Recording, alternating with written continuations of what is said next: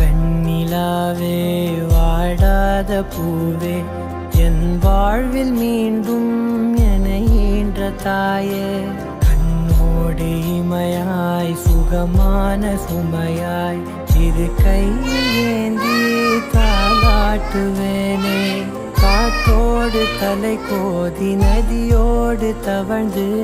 உயிரோடு உயிராக உறவாடும் அழகே பனியோடு விளையாடி மலர் ஊஞ்சலாடி